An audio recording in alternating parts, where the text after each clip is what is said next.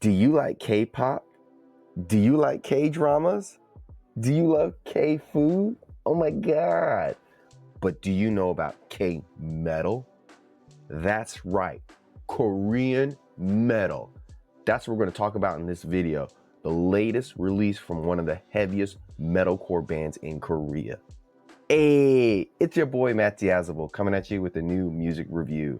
Today we are checking out the latest release from 18 April with their latest album, Visions. A little background on this band is that 18 April is a South Korean metalcore band that's been around since 2011, and they're one of the heavy-hitting metalcore, deathcore bands in the Korean metal scene. It's not a very big community out here. It's quite small compared to other countries like America or Japan or anywhere in Europe, but to anyone outsider looking in, they're a pretty small band, but they play some pretty big shows here in Korea.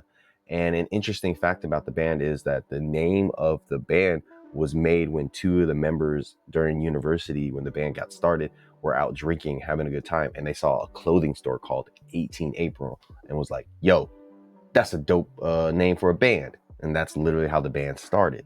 And since then, the band has been pretty consistent with its members. A few member changes, specifically with the bass players here and there throughout the years. But I think the core members of the singer, the drummer, and the guitarist have been the main members of the group since about 2011. I discovered them when I was coming to shows in Korea, probably around 2016, 17, and got to know them a little bit more. And, their record label, Watch Out Records, is owned by one of my good friends. So I've always been able to keep up with their scene. Trying to put more exposure on the bands in South Korea. So this is me trying my best. So go check them out. Listening to this newest album from 18 April is like being thrown into a steel cage match with different wrestlers that represent different genres. And it's everyone just going at it. You got the deathcore wrestler, the gent wrestler, the black metal wrestler. And there's even like a trap rap wrestler thrown in there to mix things up. And it's just pure chaos of all these different wrestlers / genres going at it at the same time. And I gotta say, it's a wild ride for sure. It's a bit messy at times, but it's packed with energy and ambition. From the eerie static of Maniac to the relentless assault on cold plains, the band wastes no time pulling you into their chaotic world. The riffs are mechanical and very bouncy. The drums shift between punk simplicity to just pure blast beats that are like straight from a black metal album. And then the vocals, especially the gutturals, they're just massive. And I think a good example of all of this right here is in the earlier song, Cold Plains. The band just sounds massive and huge and just intense as they just assault you with this chaos that they bring. So here's a clip of that song.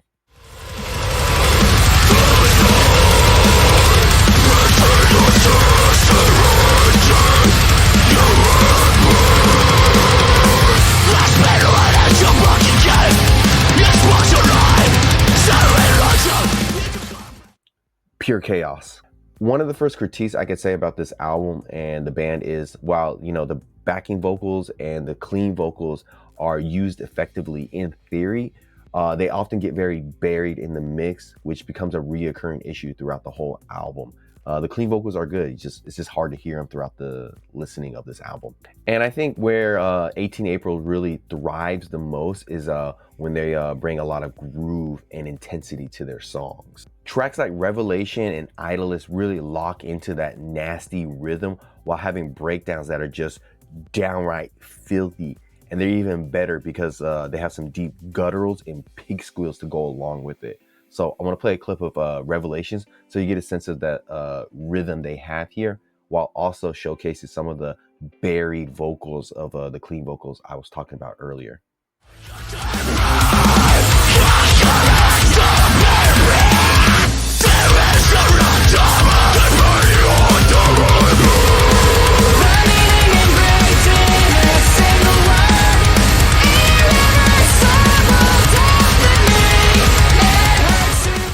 Those vocals, they sound good, but they're just a little bit buried. But earlier, that rhythm of the guitars and everything, quite bouncy. Then you have the song Tusk that has a really great and strong guest feature from Yule from End These Days. They are another South Korean metalcore band, pretty big in the scene.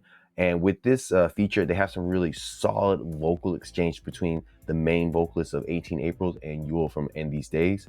And one more thing, the clean vocals again, they could use a little bit of a boost at times on this track, but overall, just the feature here is really good, and just the vocal performances are pretty top notch. So here's a clip of Tusk for you.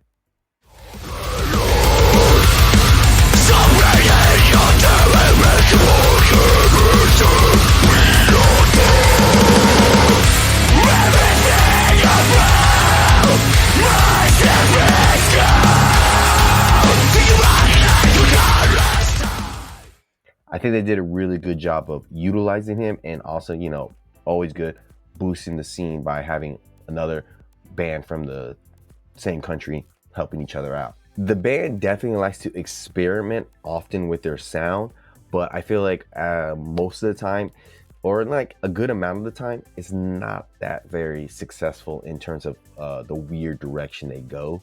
Like on the song Empty, it starts off with a strong, haunting atmosphere with some blackened influences, but then there's just this jarring trap beat that just comes out of nowhere, and it kind of derails the song a bit. And then you have the song Invasion that just goes full on alien interlude that just, it feels so random on the album, and it doesn't really fit very cohesively with the album. It's just an interlude. It doesn't feel like there's much to it, so it just feels very disconnected from the rest of the album. Even with those lows, the highs on this album hit really hard. Like the song Broodlord Redux is just pure death metal carnage, while you have the song, I think it's pronounced Kumiya. Yeah, Kumiya Redux. It adds a lot of eerie textures to their song, and just has a really very crushing guitar riffs on this whole track. It's a very, very like good metalcore being played here. Then you have the grand finale on this album called Polaris Redux, which, on a side note, I think it's pretty cool that, you know, they released a bunch of singles like over the past couple years, and they brought them back for this album, but they kind of played with them, tweaked them a little bit to make them better, more refined, because they blend some really good blast beats on this track with some really soaring metalcore vibes, and it just has a really good grand finale feel to it. Even though at times I would say the mix, it's a little bit uneven, but the song itself is pretty strong and pretty epic. Visions, this latest album from 18 Aprils, it's chaotic, heavy, and often quite compelling. The blend of different genres like gent, black metal, deathcore, and experimental elements, they're bold. I'll give them that. They are trying things out, and it's cool, but at times it's not always very balanced. With cleaner production in their future projects and a bit of a more focused effort, I think 18 Aprils can possibly be, you know, truly stand out in the metalcore scene and the South Korean scene for sure. But for now, Visions, it's a gnarly, genre-bending, genre-hopping statement of an album, and it's a bit flawed, but it's full of potential, and it's a fun listen. So this latest album from 18 April, I would give it a nice and okay 7 out of 10. Links down below. Tell me what you like about Korea. Tell me what you know about Korean metal or other metal from your country. And yeah, see you in the pit. Been thinking good things about you.